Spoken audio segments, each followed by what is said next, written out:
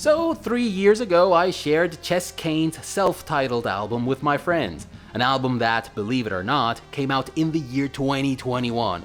And I did so for no other reason than the fact that the album replicated to the absolute T the sounds, vibes, production values, composition, spirit, and even the look and feel of your typical 80s pop album. But that was not the only album I shared with my friends that time, and this is what my good old 80s loving friend Charles had to say. Guess which album on the list I went for first? Chess Kane's, I asked. Correct, he said. Chess Kane's. The instant I saw the cover of the album, I knew exactly what to expect. A treat of good old 80s pop nostalgia. And I wasn't disappointed. But let me tell you one thing, he added. Good and all, but if this album had come out in the year 1985, it would have been just one more album.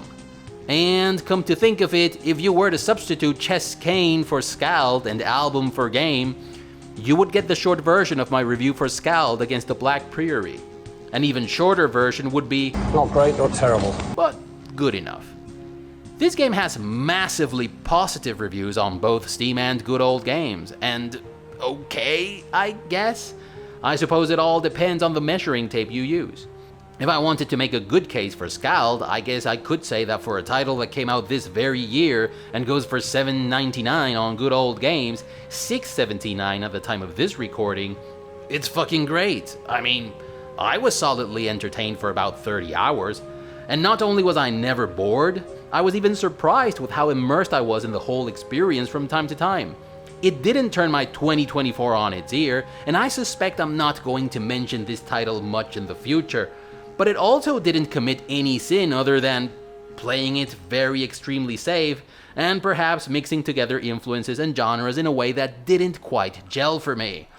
But on the other hand, if I wanted to make a bad case for Skald, I would only need to compare it to Moonring. Because while both games are RPGs that play the nostalgia card hard, or rather an entire deck of nostalgia cards, Moonring is absolutely brilliant in every respect. It turns every limitation into an advantage to tick all the boxes of everything I want in an RPG, and it does so in a way that feels refreshing and exciting. It turns the Ultima 4 type of experience on its ear, and it glues everything together with a phenomenal story. And it's free to play. I still can't freaking believe it to this day. And Skald, well, it's just okay, good even, but that's it. But you didn't come to watch a 2-minute long review that could have come out in IGN, did you? Well, let's cut to the chase then. Welcome to Ye Old Entertainment. My name is Alex, and as you know, it is my duty, my mission, my purpose in life to help you decide whether that game that you have been plucking daisies about for so long is indeed the right game for you or not. And as you know, I review games using a system of categories that I think are relevant to the genre of the game at hand. And today we have Skald against the Black Priory, an isometric CRPG with turn-based combat mechanics that takes place in a dark fantasy meets Lovecraftian setting? Yeah, well, anyways. Character creation and character progression is up first. Skald is not technically a D&D game, but if you are a D&D enthusiast, you are going to find some things to be strangely familiar. Suspiciously so even, I would say. If you are not familiar with D&D on the other hand, you are going to have to read quite a bit and figure out the rest by means of the good old trial and error.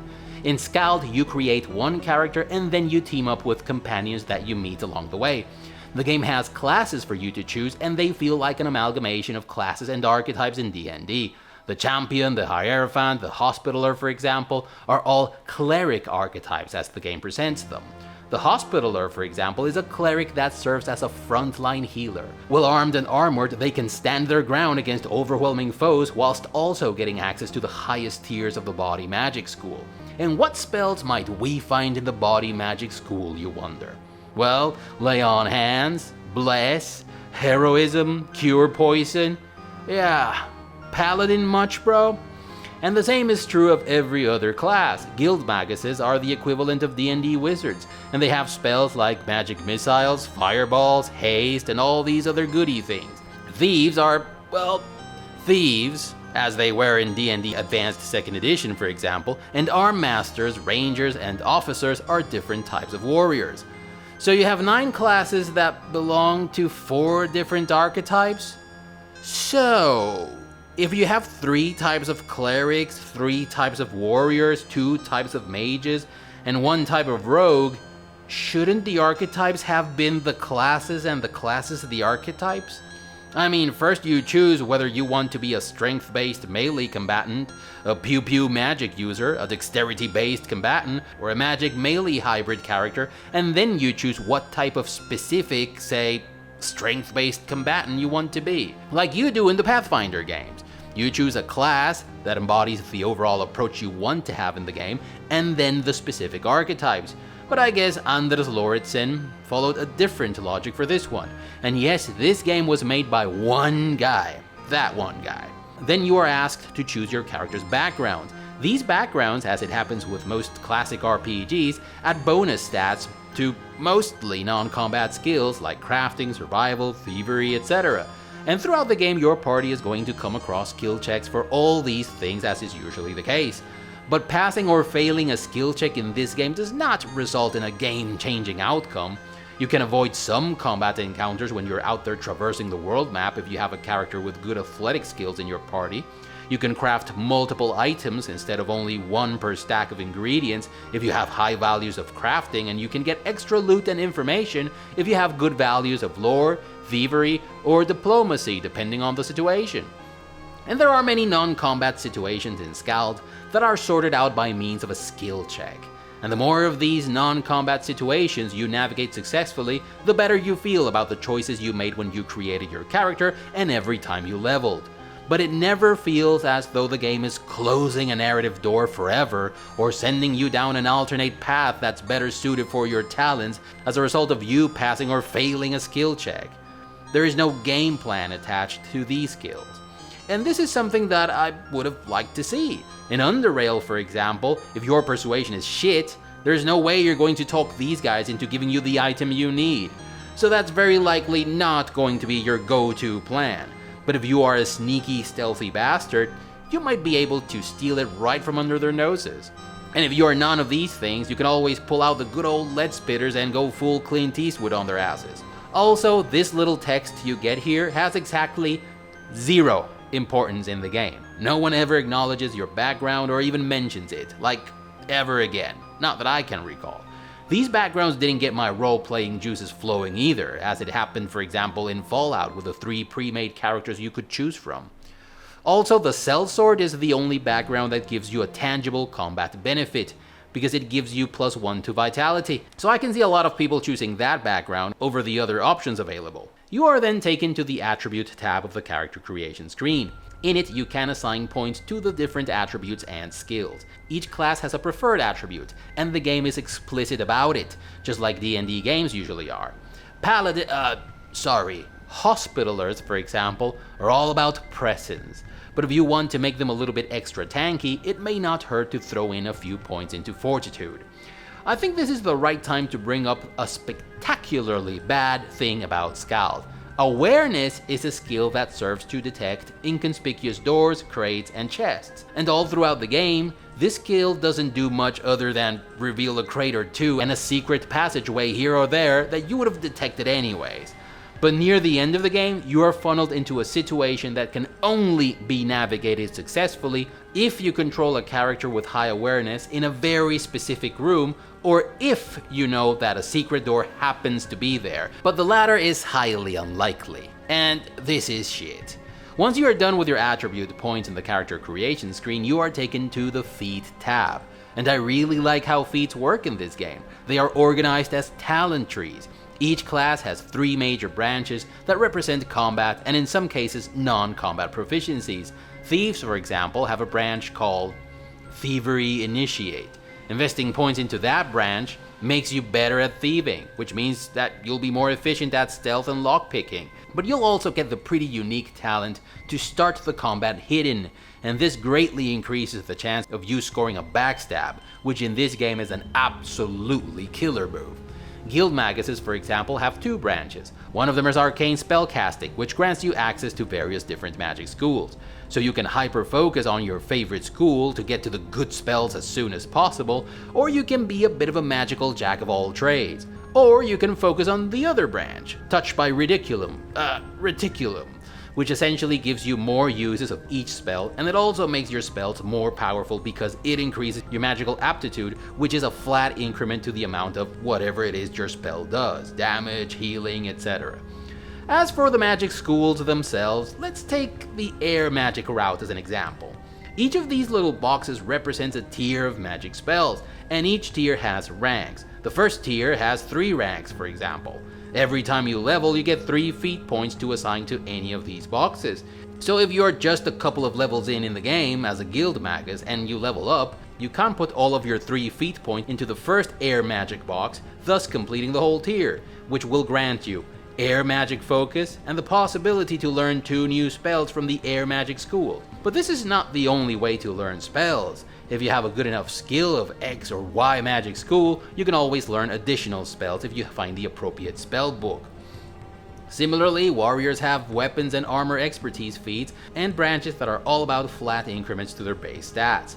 This is a very D&D approach, and I have never been a huge fan of how D&D character progression works, but that doesn't mean I hate it, okay? I just prefer when you learn skills that can be upgraded further with interesting modifications that go beyond additional power or reach, when you have skills further down a skill tree that synergize with the base skill in interesting ways. And no, feats in D&D don't do exactly that.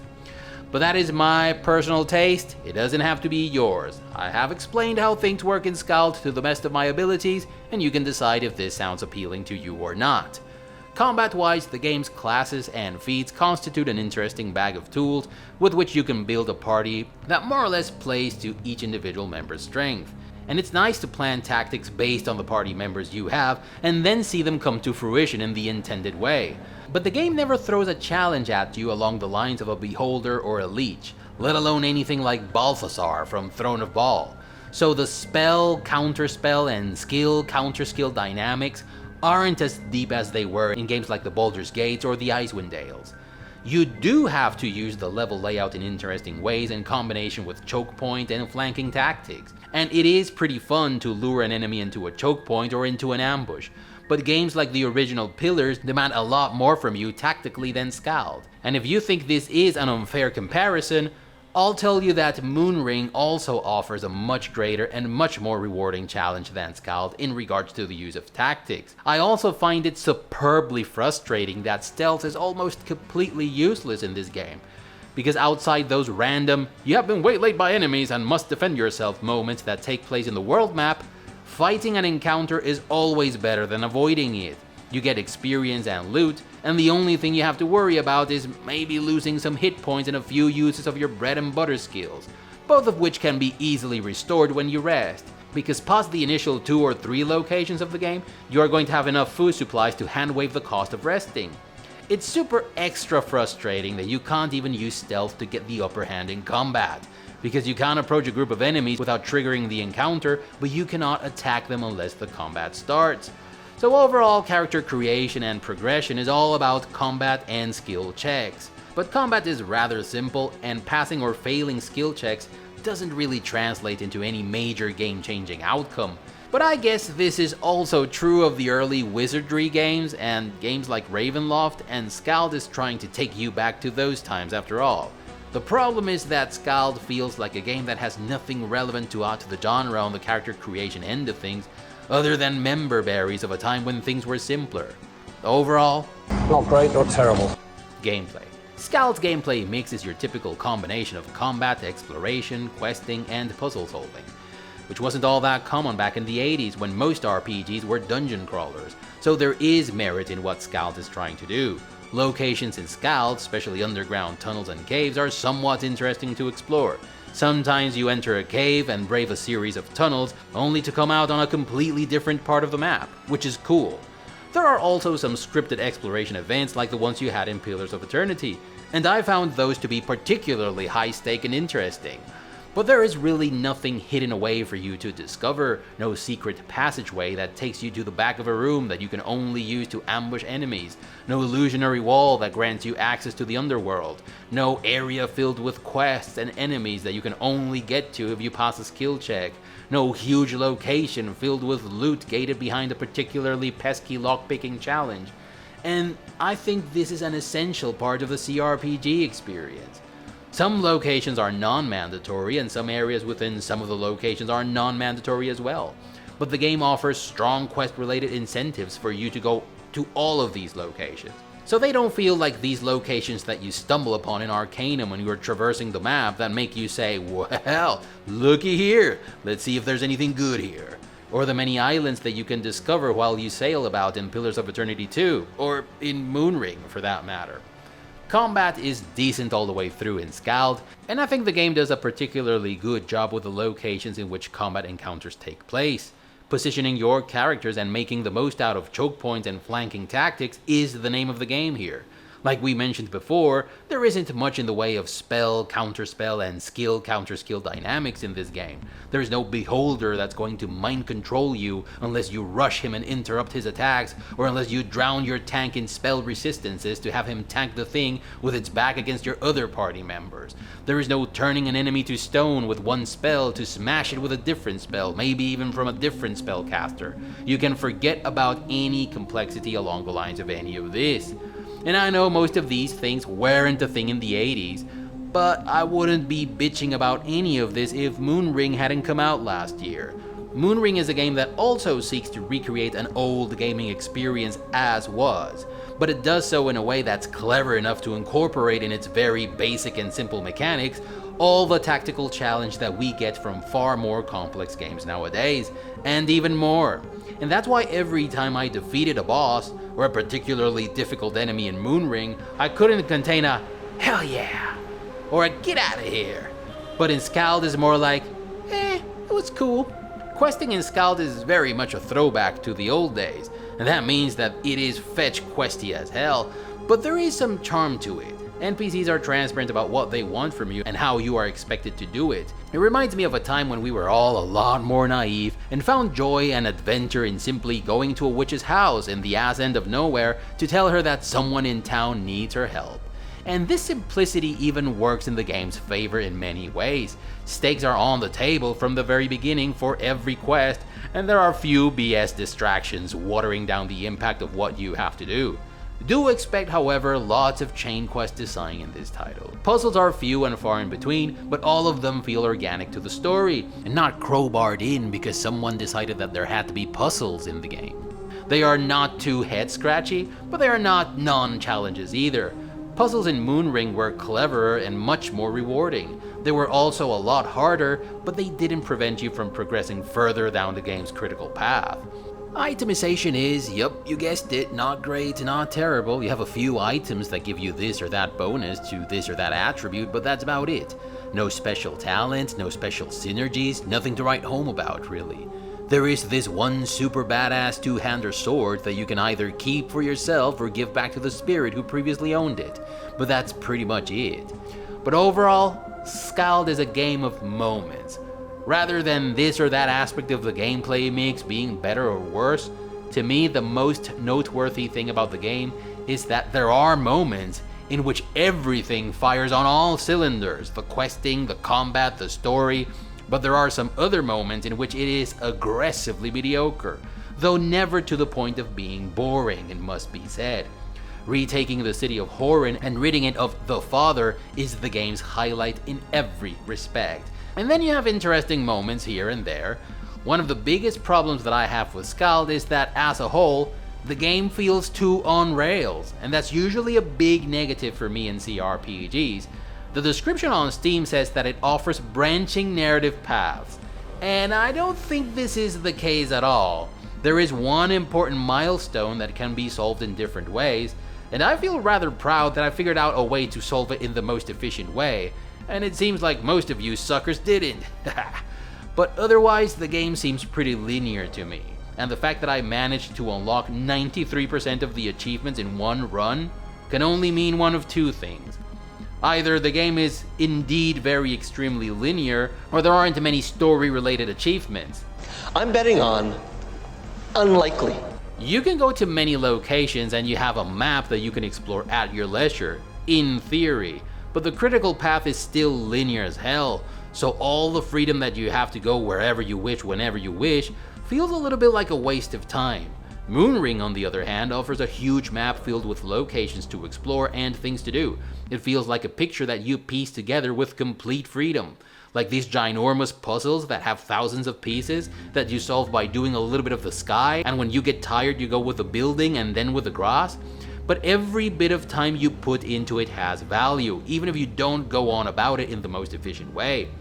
But it has to be said that I was never bored with Skald. I might have not been thrilled too often with it, but I was never bored. So overall, not great or terrible. Story and lore.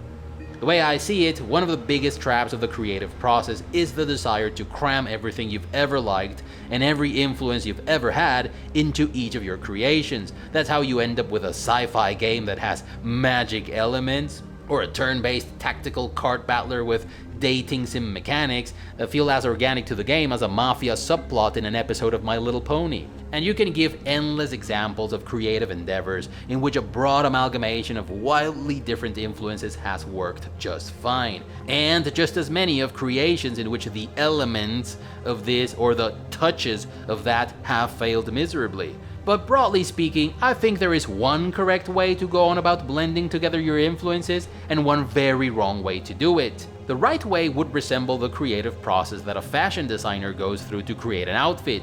First, you gather inspiration from stuff that's already out there. And said inspiration doesn't even have to come from the realm in which you operate. What Remains of Edith Finch, for example, is a video game, but there is no question that magic realism was its most important source of inspiration. And that's a literary movement that has little to do with gaming, in principle at least. Similarly, a fashion designer can draw inspiration from architecture or pictorial art. For the sake of this exercise, imagine we're talking about a designer who draws inspiration from a building. The second step towards the creation of the outfit is to develop the concept, and that usually entails sketching. The trick to this step is to keep things simple and drafty, rather than busy with details, because that's the easiest way to get to the core of what you want to convey without becoming entangled with unnecessary details. And this second step has a great deal of editing embedded into it, and that is one of the secrets to a successful design. The third step would be to go out there and get the fabrics and other materials that you might need. And because you narrowed your influences down to a concept, you're only going to get the fabrics that you need. The fourth step would be to make a working prototype, and the fifth step would be to make the final product.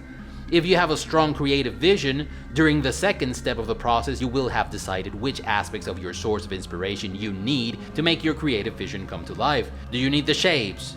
The colors? Do you want to replicate the way in which the light reflects upon it? And after you go through steps 3, 4, and 5, you may end up with something like this. A dress that draws inspiration from the building of Our Saviour's Church at Copenhagen. As you can see, you don't see any references to the golden window frames, or the rails, or the sphere on the tip. So that particular item could have been introduced as a subtle accessory like a pair of earrings. However, if you don't have a strong creative vision, and all you have is the influences that you gathered during step 1, and the desire to fit as many of them as you can in your creation, you may end up with an outfit that looks like your model is trying to cosplay as the building. And this is the problem that I have with Skald Against the Black Priory. It is described as a game that is set in a grim, dark fantasy world, and it throws in elements of Lovecraftian horror. But it feels like a game that has too much of these things, and at the same time, not enough. And it feels this way because it seems to me like the developer was a huge enthusiast of dark fantasy and Lovecraftian horror, but he didn't really know what he needed from these influences to bring his own creation to life. The way I see it, Lovecraftian horror is not about tentacles or the early to mid 20th century aesthetics or even entities like Cthulhu. It's about forbidden and dangerous knowledge. It's about the descent into madness. It's about characters not being quite able to discern reality from fabrications of the mind and the influence of the unnatural in people's lives. But more importantly, it's about the premise that common human laws, interests, and emotions have no validity or significance in the vast cosmos at large. And this brings a heavy sense of inevitability. And inevitability is at the core of every Lovecraftian or even Lovecraft-inspired piece. And as he said it himself, to achieve the essence of real externality, Whether of time or space or dimension, one must forget that such local attributes of a negligible and temporary race called mankind have any existence at all. I was perusing the infinite source of wisdom that is Quora when I came upon this random question. What elements comprise a good Lovecraftian mythos story for you as a reader? And the not-so-random answer given by Klaus Appel from Denmark in the form of a list of things that in his opinion need to be a part of any good Lovecraftian tale. One of them was, do not make the story too human. And see, the thing is that all throughout the game, your character is faced with very human conundrums. He and every other character in the game are worried about very human predicaments. And these predicaments come to an end through human action and in a very straightforward way. For example, there are sick people in a refugee camp, and the doctor in charge asks you for aid. So after a series of quests, you find the remedy, you bring it back, and everyone who suffers from the plague is immediately better because of it. One of your main goals in the game is to take back the walled city of Horin, which was taken by a band of evil people called the Reavers, who in turn serve someone called the Father. And yes, they've done some pretty strange and gruesome things to the people of the city. It's obvious that those they don't kill, they take somewhere else to be presumably used in some sort of occult ritual. Also, the Reavers are clearly mad, and their madness seems to go beyond the ordinary. It's readily obvious that this is the product of some kind of supernatural, unhuman influence. And that is all very Lovecraftian if we factor in some of the aesthetics. But at the end of the day, you solve the problem by killing every last one of the Reavers and the Father, who turns out to be an unnatural abomination. But then you are told that there is something evil that goes beyond the Reavers and that you still have to do something about it. But because of how things have transpired up until that point, you are led to believe that you're going to be able to deal with this evil by pulling a thread at the end of which you'll eventually find the big bad entity responsible for everything, and that you're going to be able to kill it and be done with it. Torwat Malver, and I'm sure I just butchered his name, in his master thesis titled Imagining the Unimaginable, Lovecraft in Popular Culture for the Norwegian University of Science and Technology. I'm sorry, what? It was for the Faculty of Humanities. He writes that the core premise proposed by the introductory cutscene in Darkest Dungeon is Lovecraftian in essence and touches on several Lovecraftian themes. Atavistic guilt in the sense that the player is returning to the family estate to uncover the dark secret of his forebears. The ancestors' search for the buried knowledge underneath the mansion results in madness, death, and destruction. Moreover, the intrinsic sense of inevitability that runs through Lovecraft's work is hammered down hard from the very moment the game addresses the player. It makes it abundantly clear that failure is inevitable in this game. No amount of save scumming will help you circumvent the bad shit that's surely going to come your way. Skald against the Black Priory is dark, and not even as dark as some other fantasy games out there, but you never get the uneasy sense of inevitability that you get in Darkest Dungeon, because the game sends the message that every obstacle can be overcome if you put enough effort, and that there aren't going to be any lingering negative consequences. If you get a disease or a curse, for example, you can always rest to get rid of it, and the ingredients that you need to make food and craft potions are pretty abundant. Another item on Apple's list of recommendations is, do not let humans win. And in Skald, for a good chunk of the game, you get some pretty unequivocal victories that don't feel undermined by a greater sense of threat in any way. In Darkest Dungeon, when a hero becomes sufficiently stressed, he or she will gain an affliction, which is disadvantageous to the party as a whole, and can lead them to become hopeless, fearful, irrational, masochistic, etc. And some of these things can hinder your party for a very long time. In Skald, your MC and your companions sometimes get weird visions and say weird stuff that they don't seem to remember only seconds after. But this happens very rarely, to the point that it almost feels like stuff that is there to remind the player of the game's Lovecraftian influences. Story-wise, the game takes a very abrupt turn to the Lovecraftian during the last third of the game or so, when there's mention of this thing that we have always done because we're trapped in a cycle that has been decided by unnatural superior forces over which we have no power. The game does try to foreshadow this, but it does so in a way that is so clumsy that it ends up failing its purpose, like the various cursed artifacts that you find that give you weird visions of incomprehensible dimensions, or the blatantly Lovecraftian monsters that you have to fight, or the unhinged stuff some of the Reavers say. The story itself is decently entertaining, and its mystery aspect is enough to keep you hooked almost all the way through. But when you start to grasp that the whole endeavor was doomed from the start, the story goes into a downward spiral towards the Lovecraftian that I didn't particularly like. Which is not the case with Darkest Dungeon, which comes out all guns blazing from the very start. In this respect, I'm also forced to compare it to Moonring. Moonring is cleverly minimalistic when it comes to its story, and I suspect that this is in part because the writers were well aware of their limitations. As is the case with Skald, it's obvious that the writers of Moonring aren't as gifted in the arts of wordcraft as the ones who wrote Darkest Dungeon and Darkest Dungeon 2, so the conversations in Moonring are short and concise, and they are just enough in number for the player to know what's going on, and minimalistic enough for he or she to fill in the gaps with his own fantasy. But the heroes and NPCs in Skald talk so much that the shortcomings in the writing department become too painfully obvious to ignore, and this includes grammar and spelling mistakes. Overall, yep, you guessed it. Not great or terrible. Companions, lore-wise. Skald against the Black Priory gets A for effort in this department, I suppose. You have different characters with clearly defined distinct personalities. Many of them are heavily invested in what's going on, and they intervene quite frequently in the different conversations and events. But the game paints the picture of each character's personality with the subtlety of this baby rhino trying to pass as a goat. Within seconds of meeting Roland, you already know that he is a mercenary in heart and soul. He will do the job that he's been paid to, but he's not going out of his way to risk his life for anyone or anything.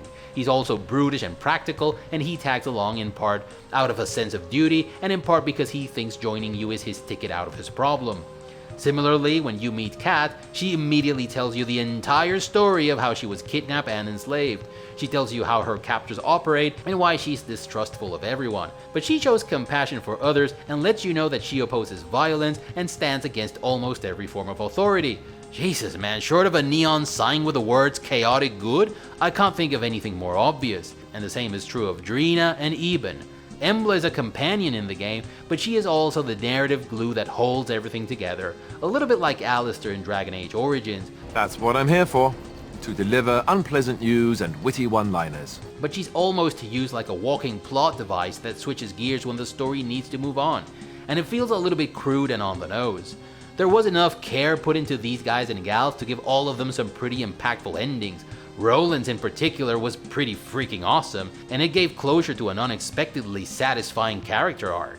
But your companions in Skald remind me of your companions and followers in Stygian Reign of the Old Ones. A CRPG that delivers on the Lovecraftian end of things loads better than this one.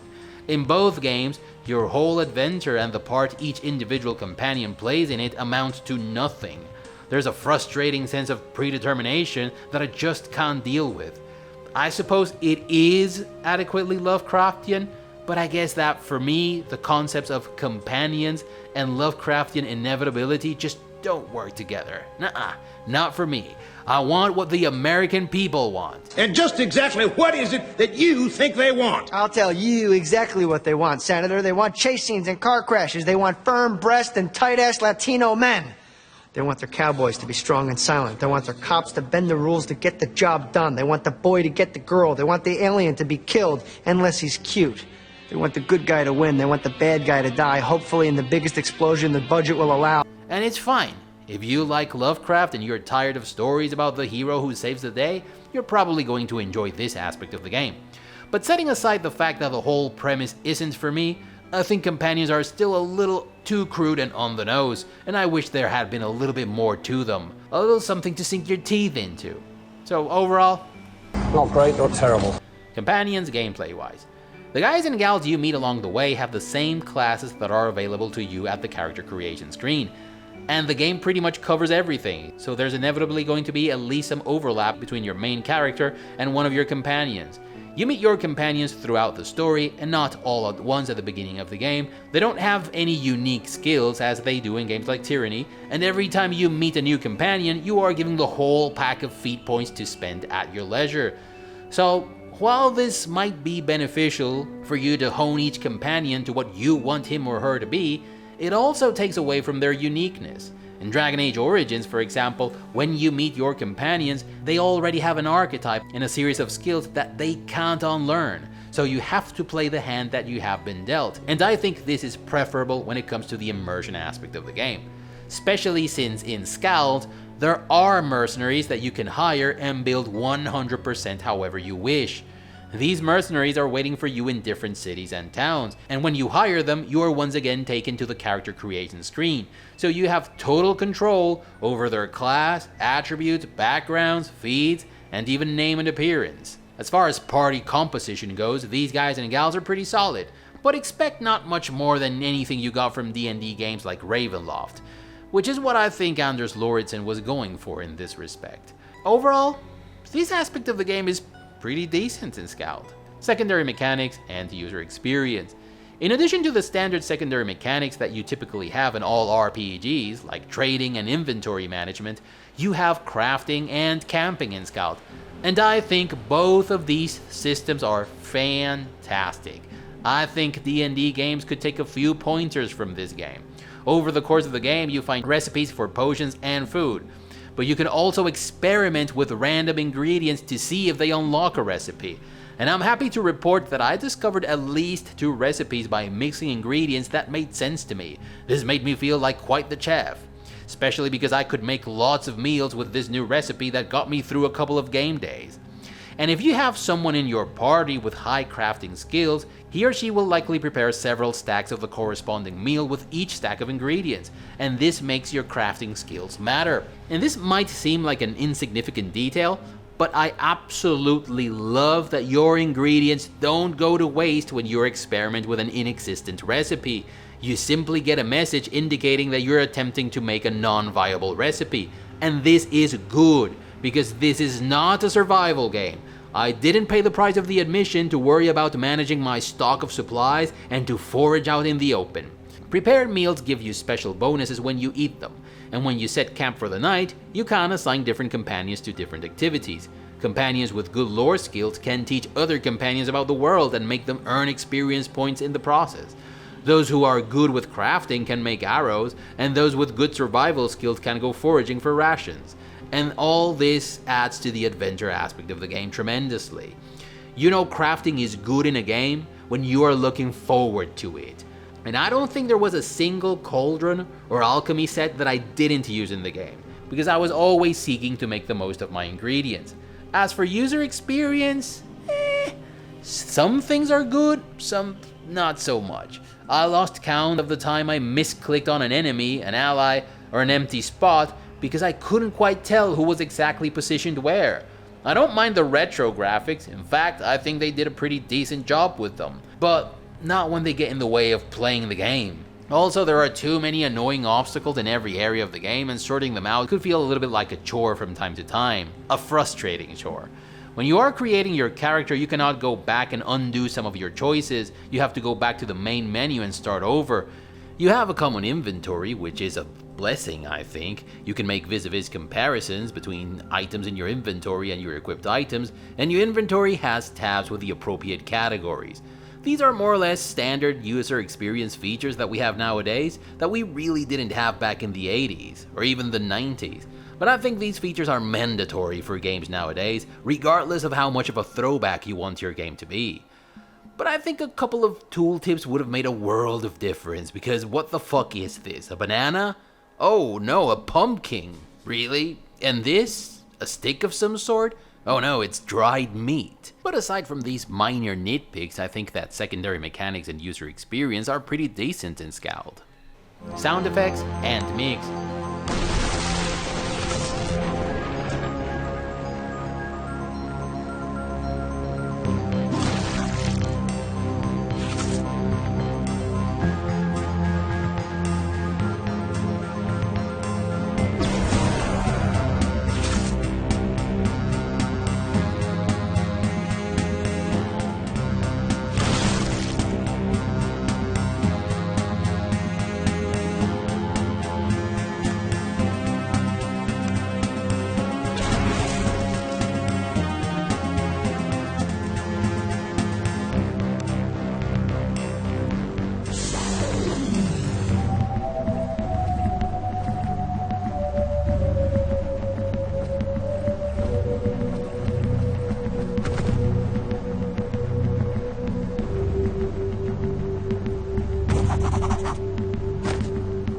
This is a throwback to the old days. Aside from the annoying sound of your main character bumping into an obstacle repeatedly, sounds are adequate, but it's also decently produced and mixed if you compare it to games from the late 80s and 90s.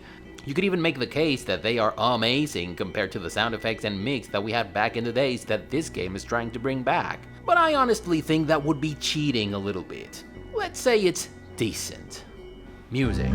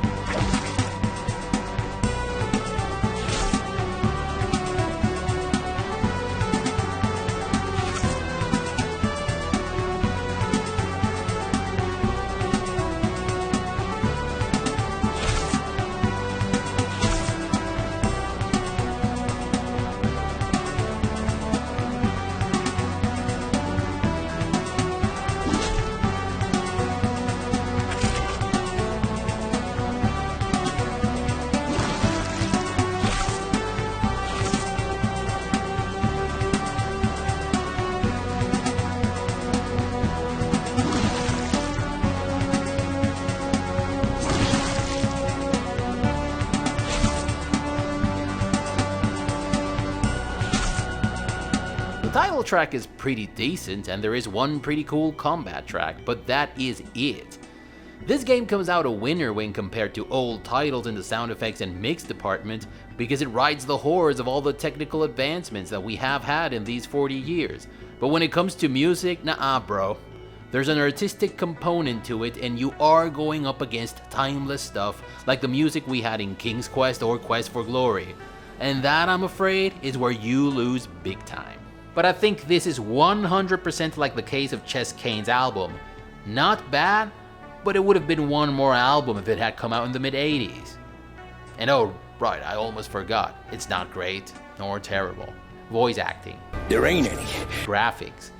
On the graphic end of things, I think the dev did a pretty good job.